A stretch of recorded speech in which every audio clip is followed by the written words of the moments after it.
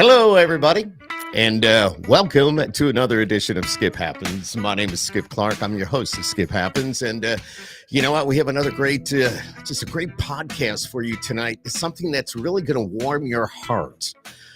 Does the name Boone mean anything? You know, I say that because obviously we've had Pat Boone on with us a couple of times. Well, now we've gone a little bit further. We got one of his beautiful daughters here with us tonight. One of four, I believe. Four daughters. Yep. Lindy Boone, how are you? Hi, Skip. I'm doing very well. Oh, my Happy God. to Look be at your. here. Yeah, I'm happy to have you. Your smile, the grin from ear to ear just makes me so happy. Look at you. Gosh. I hear that I have a good smile, and so that's something I'm glad to have. You I have like a to beautiful pass it smile. around. Absolutely. Well, it must be something in the Boone family because I think you all have it. But Lindy Boone, as I mentioned, you are the daughter of the wonderful Pat Boone, and who rumor is he's going to be celebrating a birthday here pretty quick, the big one, like Yes. 90. Is it okay? I guess I just said it. It's a big milestone. I'm sure it's going to get out. It is. I've had him on the Skip Happens podcast twice, so we've had Uh-huh. great conversation. A little bit of political, a lot about faith, a lot about the music he's been putting out, and just, you know, I hope he never slows down. You know what I mean? Just Yeah, he doesn't know how. He doesn't know how. do you, as one of his daughters, or any of you, kind of go, Dad, you need to start taking it easy, or I think we kind of encourage him to not put, as my mother would have said, he puts too much on his plate, and his eyes are bigger than his stomach. well, But yeah, she was always wanting him to slow down a little bit. And I think it's great that he has a lot of vision and a lot of ideas of things that he wants to get done. And he's very creative. I always wish he would do a little bit less because I just want to see him a little bit more. I think it's kind of selfish that I'd like him to have more family time, but he is still traveling and still I know. quite busy. His schedule fills up.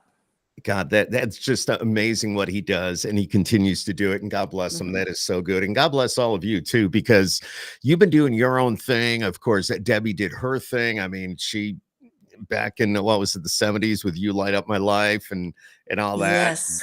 I Wow. think it was 78, I think, or Yeah. around that, 77, 78. You know, I have to say it was one of my earlier days in radio, and it was like, oh, it's the Debbie Boone song again.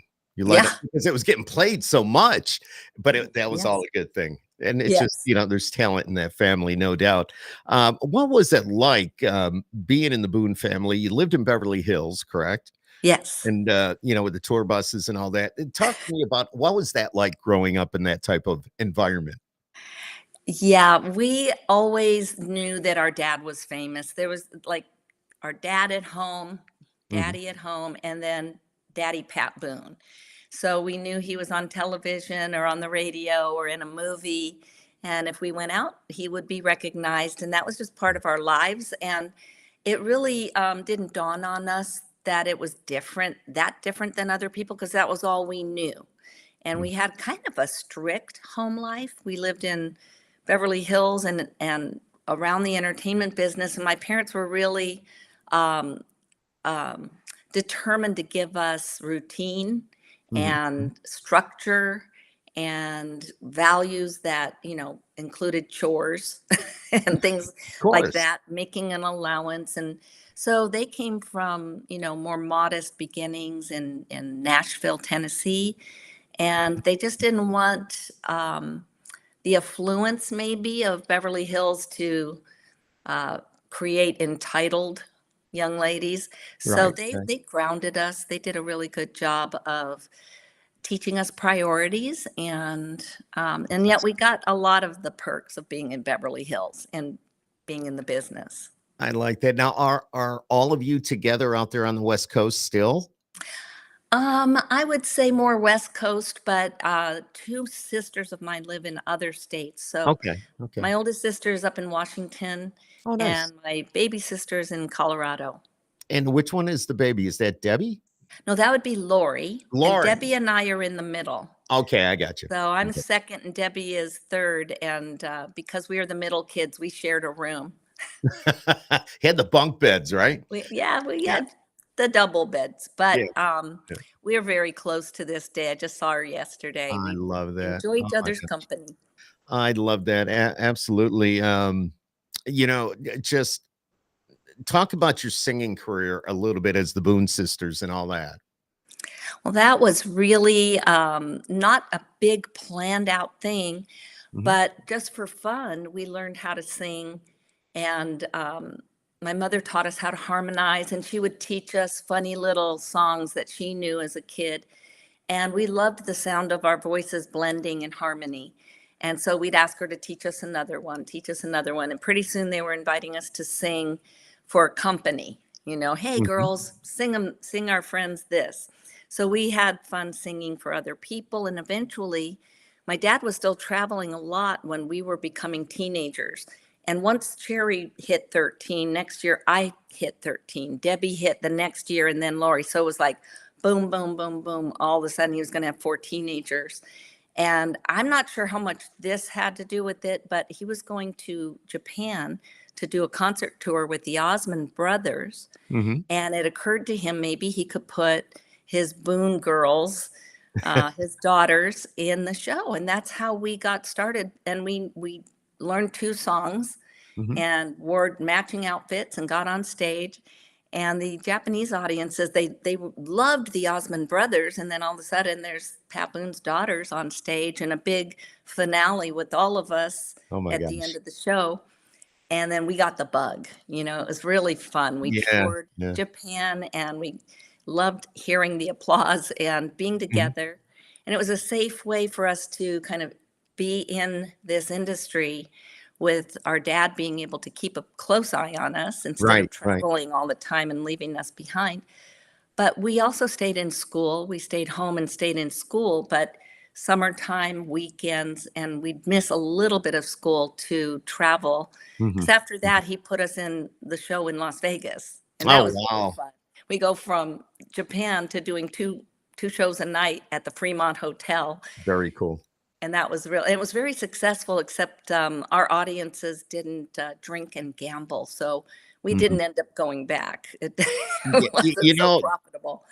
yeah, you have a good point because even in today's world and everything that's going on in some of the casinos here in upstate New York, that they will only bring in the acts where they know that their audience will consume Yeah. alcohol and gamble. So Yeah, we filled the place and we had a good time, and yeah, I'll never forget it. I love Vegas to this day just because of my happy memories there. yeah. I was going to say you must have all happy memories. So were there any Well, other? yeah. I mean, just being together with the family and being able to do this with dad and, being Yeah, with the we ones did you state love. fairs and Yeah. traveled in buses and had the best time, and even traveled out of the country and got to see a lot of the world singing. Mhm. Did you ever have the opportunity to get into any movies with your dad at all? No, I did get to do a Nabisco saltine commercial. That was the extent of it. Those are the best crackers. Come on. You know what? I still remember the Saltines. jingle, but I'm a little hoarse today, so we'll That's okay. pass on the No, Nabisco. yeah. But it was a national commercial, so Mhm, I was just newly married, and it came in handy. Yeah, mhm. Wow. Wow. How cool is that? yeah, Let's move on a little bit. Let's talk about Ryan. Can we sure. go through all that? What happened? He fell through a skylight. How long ago was that? And then, of Hmm. course, with the traumatic brain injury, that Hmm. I guess he's lucky to, at that point, to be alive. And Yeah, like you said, my life was all good up right up until until June 19th, 2001. And up until then, I had 3 wonderful children. I'd been married 2 times, mm, my 2 first children from my first marriage, and then my 3rd child from my second marriage. But I've been married a long time to Mike Michaelis, still friends with Doug Corbin, my kid's dad.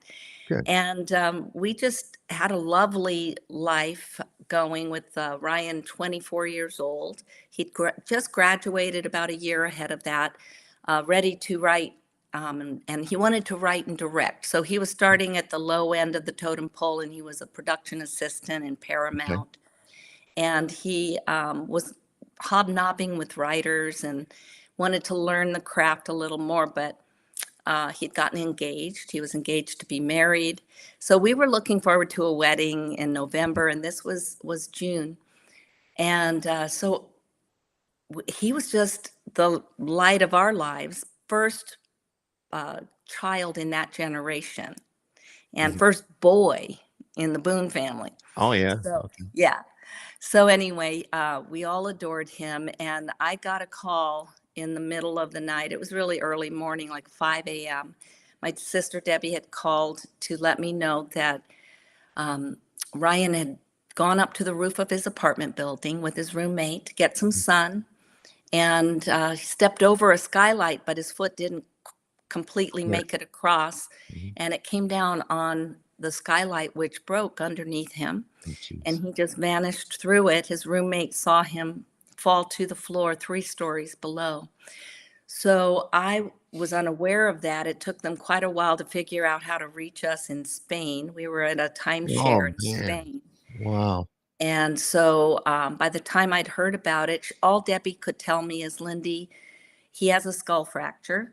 His spleen burst, and they're trying to get him to get a CAT scan. And she said, that's really all I know. So we packed, we made our way back to California, and it took 24 hours. Oh So there man. was this excruciating period of time, 3 different flights, and just time in between flights to try to reach Debbie to find out, is there any other news? And Mhm. every time she would fill me in, it sounded more and more serious and more like he may not make it.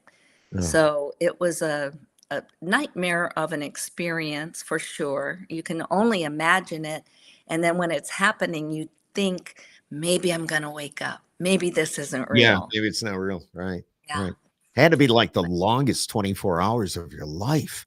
I mean, in Yes. between flights and all that, it's just like, come on, can this plane go faster? Can we do this? Can we, Right. that would, oh my, Yes. And a just, very bittersweet thing when we got to Miami, back then, this was almost 23 years ago. Mhm. And when we got to Miami, we're back in America. All of our phone messages came into our phone because overseas it was harder Right. to have contact. And Ryan had left a lovely Father's Day message for my husband, his Oh, yeah. stepdad. And so we're on our way to try to get to him at the ICU, but heard his voice loud and clear, just the longest message of gratitude for what a great stepdad You Mike has still been. have that.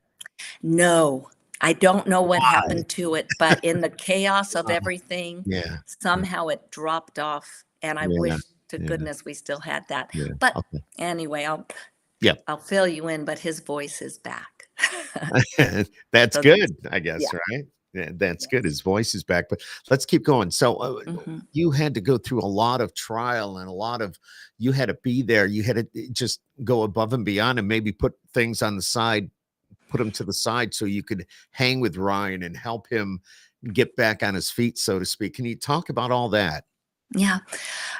I think that one of the things you learn in a crisis like this is how much will fall to the wayside, and nothing is that important that you can't be at the hospital. Be everything that isn't vital drops off. And so anything in my life, any commitments, they didn't matter. We were just at the waiting room constantly while he was in a coma. We were waiting to see if he would wake up. We were waiting to see what the doctors were going to decide to tell us, because it was all Mhm. very like, we Mhm. have to wait and see. And so we just had this very long waiting period of weeks. I would guess about 6 weeks before they ended up moving him. And so we went from hoping he'd wake up really soon to just praying that he still had a chance to wake up. And so the coma was, over time, it was actually about a 4-month coma. Oh, holy cow. Yeah. And so we ended up getting moved from UCLA Mhm. to other facilities. And in 10 months' time, we were at 6 different facilities based on what was going on in his body, his condition. And so they had to move him out of the ICU and to a subacute facility where they just wanted to wait it out. And in the meantime, do range of motion, keep his body, his Mhm, joints mhm. moving. And little by little, there were signs over time.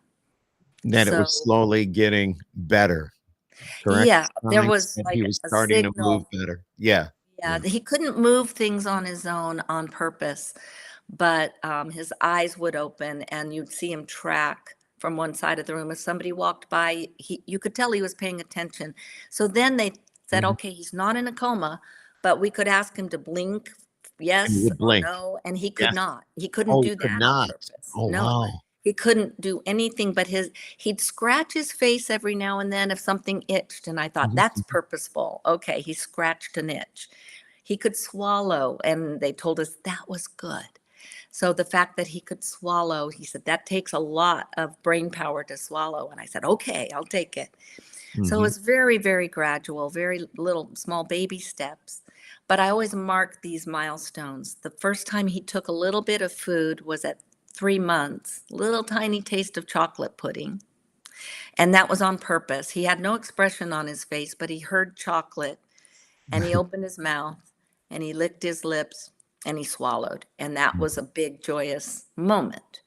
And then about a month later, he was able to kiss us. And he was still considered pretty much in a coma, but if we kissed his cheek, he could turn and kiss us back. Oh, And so that's so those things like he started to be able to mouth a word and say mom, but without any voice. So I'd see his mouth just go, and I go, okay, he's in there, he's responding.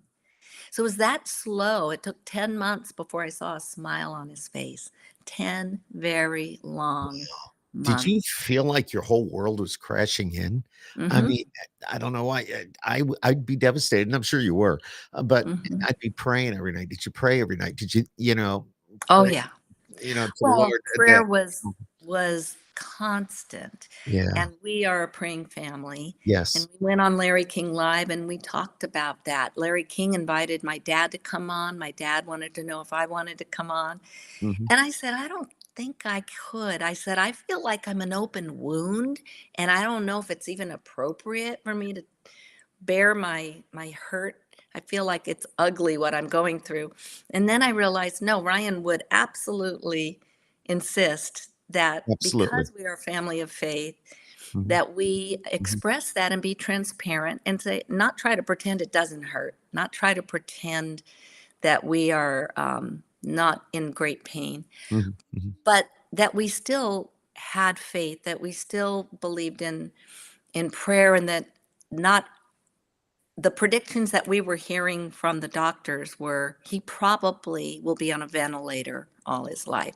He probably won't have any communication between his right side or left side of his brain Oh, based on the CAT scan. So we had to believe that they are doing the best they can to project what they think would happen statistically, but we said, let us pray and mhm. we'll see Mhm. what happens and we'll Mhm. believe God for a better outcome than Mhm. that. Mhm. And so we continued to do that as a family, and we did it publicly in that we talked about it in intervals on Larry King Live. He was a gracious host that showed a lot of curiosity and compassion to us.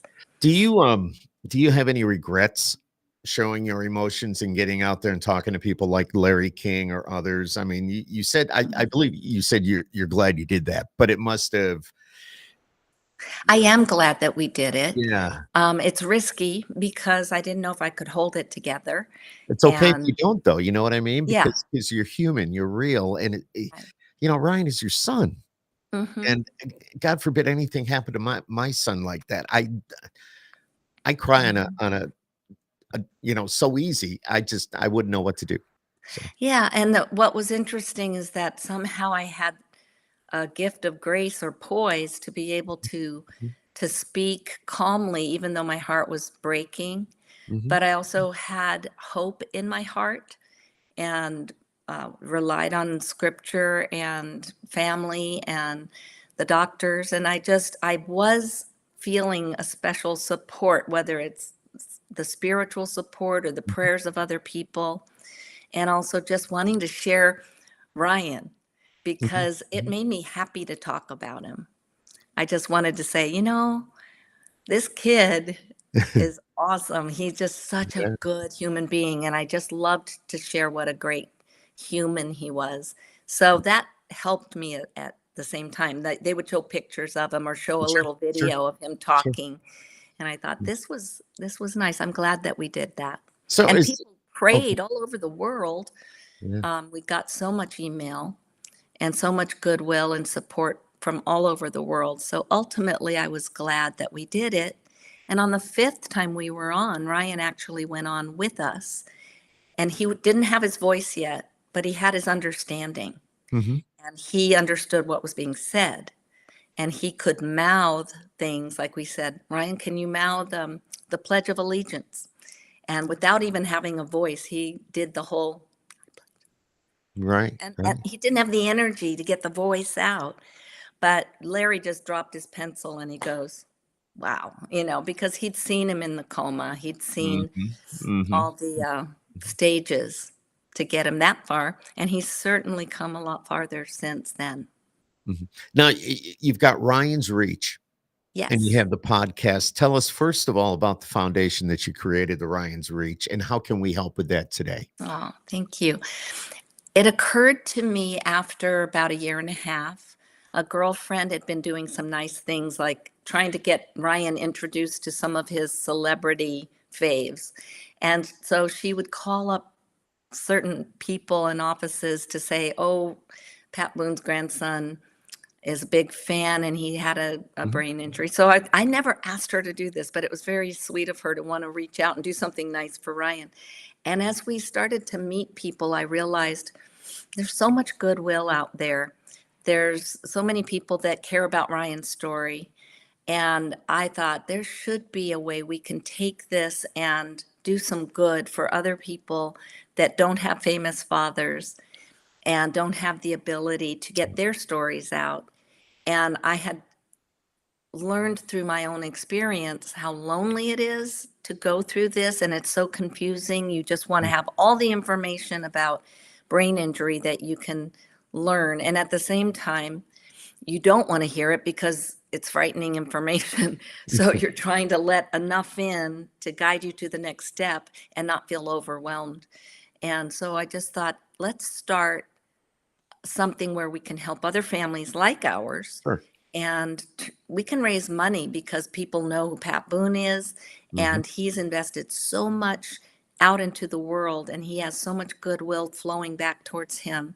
And mhm. Ryan does now too because of the exposure that he's had.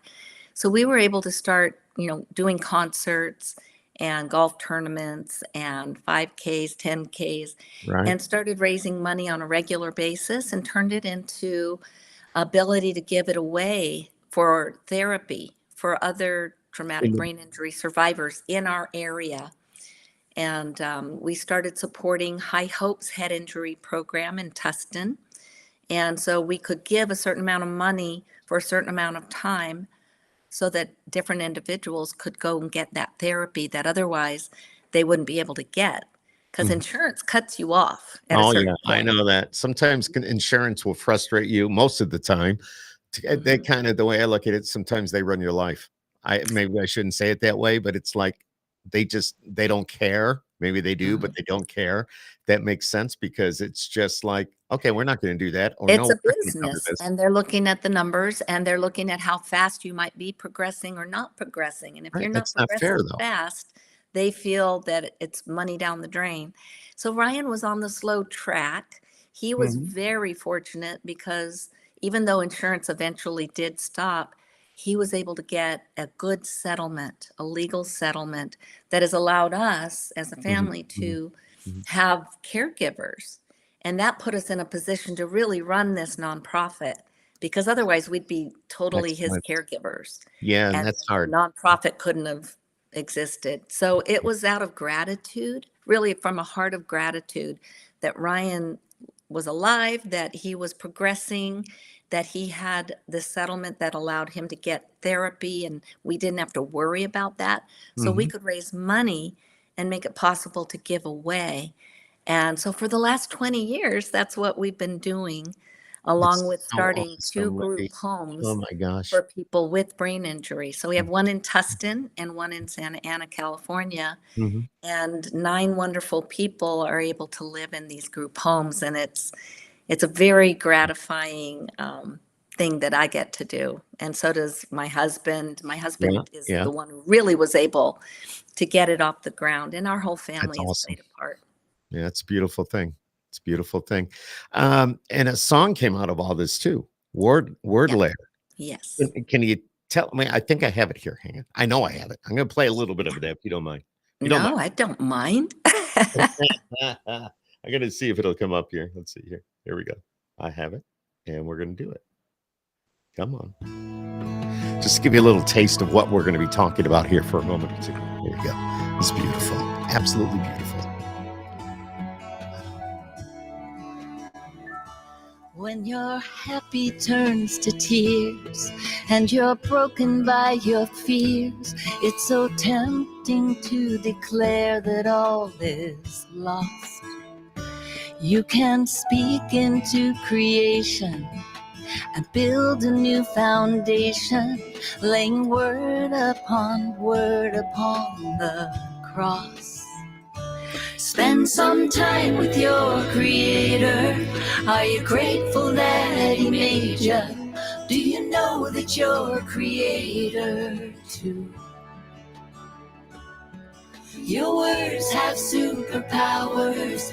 They can sweeten, they can sour, and you're blessed to have the choice of what they'll do. Oh,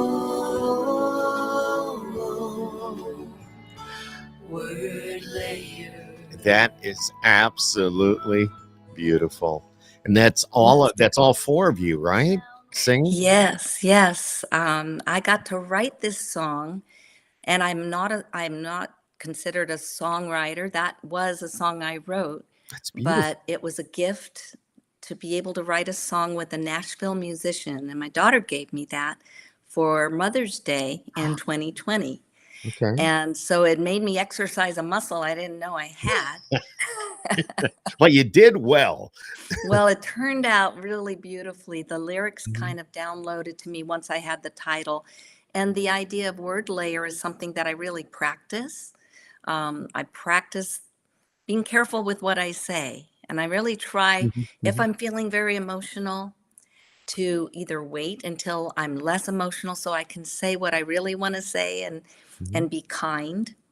Um, and I want to be very proactive. When it comes to Ryan, I've been very proactive with speaking over him words of life and healing and what his future would be like and hope and blessing.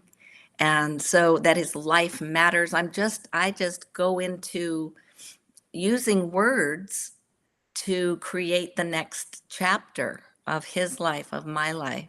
So I love the idea of laying words down like a bricklayer would mhm. lay down the foundation or a path forward. And so that's where the idea came from.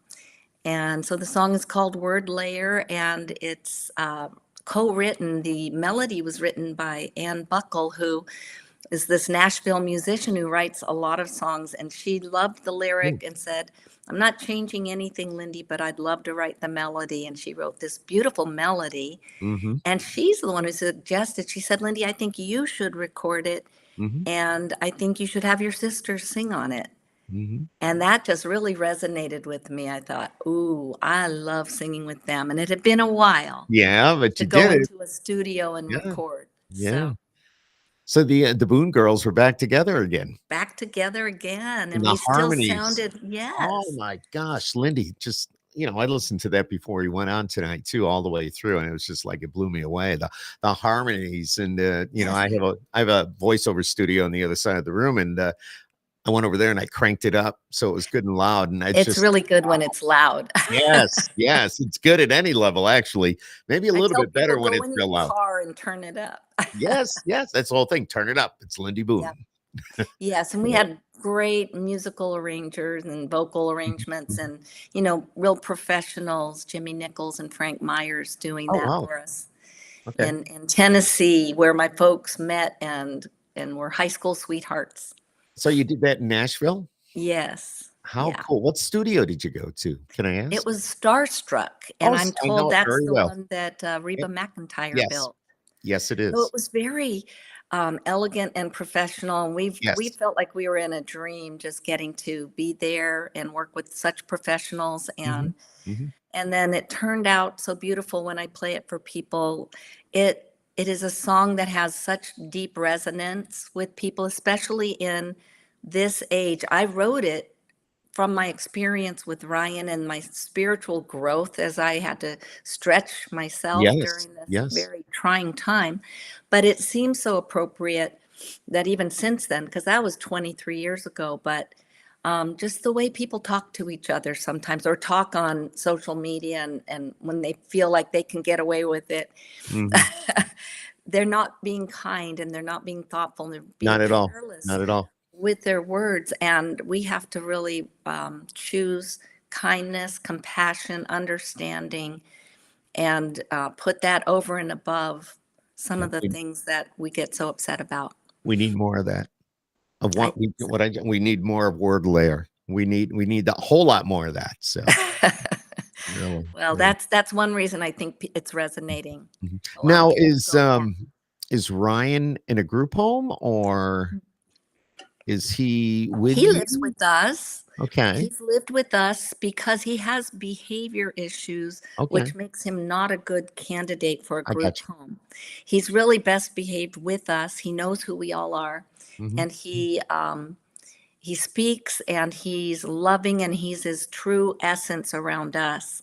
And Mhm. yet, if he Mhm. gets around only men, not women, and I don't talk about this publicly, but I'm not ashamed or embarrassed about it. It's just Ryan has a reaction, a fight or flight reaction Okay. to men that he doesn't know.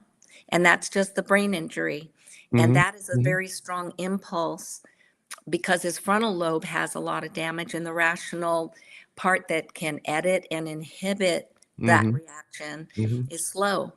And Mhm. so he apologizes afterwards and then forgets immediately that it happened because his Yeah. memory is so short. He'll Mhm. say, I shouldn't say that. And then later, if I tell him he did, he goes, I do. And he's just as surprised. Yeah. And so, Oh man. in a way, I that's just a blessing, though, because yeah. he doesn't live feeling embarrassed or any loss. Mhm. He Mhm. is able to count his blessings. He just looks around and goes, "We are so blessed." And I go, "Yes, we are." You And are. he laughs easily. He's funny.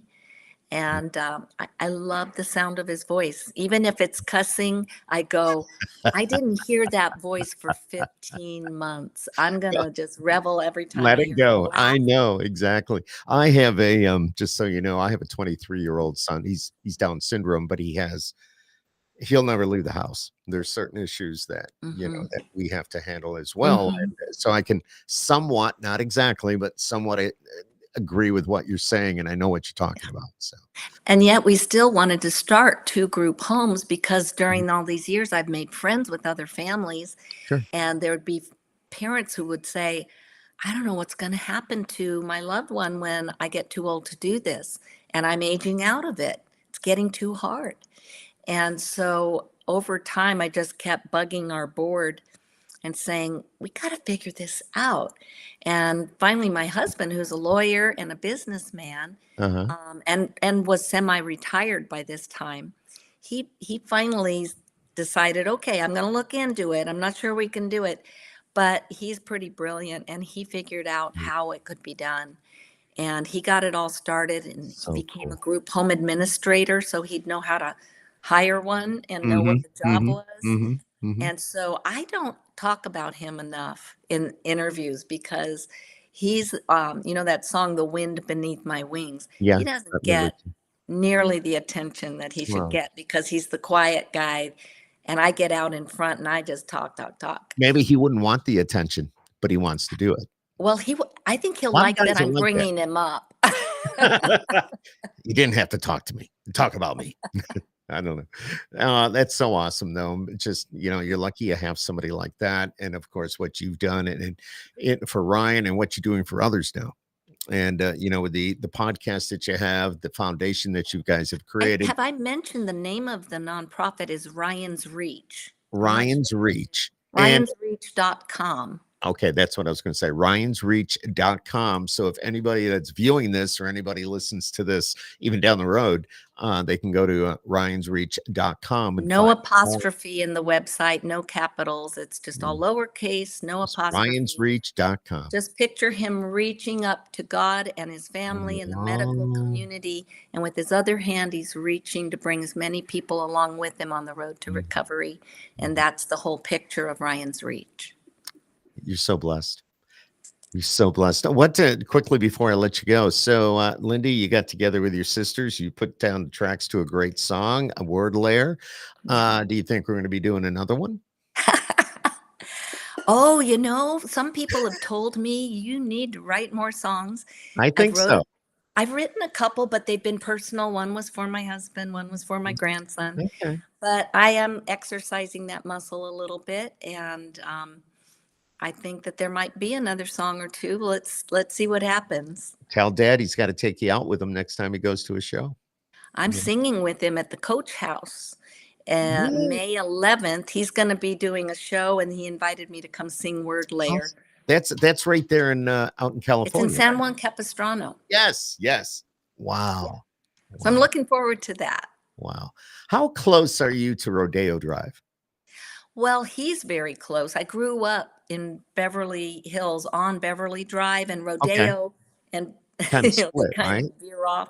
Yeah. They're very close. So we always hung out in that Beverly Hills area to go to the grocery store or to buy clothes. My mother always went to Pixie Town to buy she dressed us all alike when we were kids. I love it. But it's a pretty ritzy place to Oh, hang yeah. out. Yeah. My wife does a lot of conferences, and she had to go to Beverly Hills, and I went out with her. We stayed at is it the Hilton? Where do they do the show there too? There's an award show. I think it's the Golden Globes. Maybe Golden they do Globes, at the yes. Beverly Hilton. That's where we stayed. And we roasted my dad there when he turned 80. So almost 10 years ago, we did Wow. a Dean Martin type of roast Yes. for a birthday for him. And it was a fundraiser for Ryan's Reach. And we had the dais with Larry King and Gavin McLeod and Oh my God, Tom that's so Houston cool. and a bunch of great comedians. Rich Little was there. I love it. We had so much fun, and we raised a whole lot of money there at the Hilton, which allowed us to start our first group home. I love it. I was when my wife went, I was the tourist that was sitting in the lobby with a newspaper like this, trying to see who I would see walk. That's right. Yeah. And then I remember I actually walked to the reason I asked about Rodeo Drive.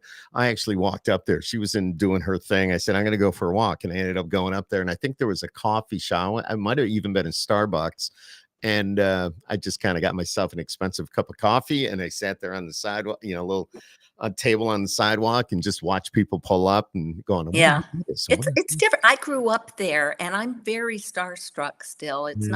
I'm not blasé about it. I just think it's fun to see celebrities. I grew up with a different kind of attitude because of the way my parents raised me, but I also think it's fun. I used to ride my bike at the Beverly Hills Hotel because that was right across the street from us. Okay. And they had these fun pathways. And I'm sure they didn't appreciate a little girl riding her bicycle through the pathways, but I thought it was kind of a challenge to that was cool to do. Come on. That was cool. Yeah, I took my allowance money to the little gift shop and bought candy. There you go. That's what I did. I think there was a real quick before I let you go again. I think there was an Adidas store right there on Rodeo Drive, and my wife's nephew was Dave Mira, who was a BMX bike rider.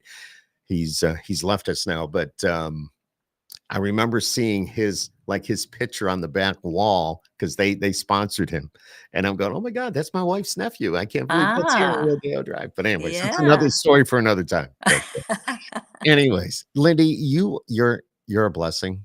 You're a gift. Yeah, there's a lot of just nothing but positive about you and what you've done and what you've been through. You're an inspiration to so many. And you've got ryansreach.com, which if anybody watching this or down the road, if you listen to it or watch it, Mhm. make sure you go there and see what that's all about. And I would assume Absolutely. you accept donations there as well Absolutely, we do. to And my help out. podcast is kind of on a page there as well. If Okay. anybody is wanting to hear the podcast, it's about TBI, hopeful Mhm. encouragement and education. I love it. I love it. How often do you do that? Is it once a week or Brand new. It's brand new. It's once a month. once a So month? I'm very new. I can say I Mhm. jumped into the podcast pool, I think it's an and awesome thing. it's a new thing for me, but I'm learning. Nobody better to talk about that than you because being the mother, seeing it, how it all went down, it's the real deal. You know, Yep, it it's is. It is. that's cool. Lindy, I want to thank you for joining us here tonight. And thank you for all this great advice and great information talking about Ryan, talking about Word Layer. It's a great song. God bless you. Thank you. I want to hear more of you and your sisters. I'm just Ah. Dad. Let's throw Dad in the mix too. If you see him, tell him he's talked to Skip Clark from Skip Happens tonight I because sure we've will. talked a couple of times. I don't know if he would remember or not, but I'm sure you he know, will. he's such a great guy too. God bless you. Thank you for joining us here on Skip Thank, Happens, and happy early birthday to your dad too. All thank right. you. I'll pass it along. All right. Lindy Boone, everybody. Thanks for joining us tonight.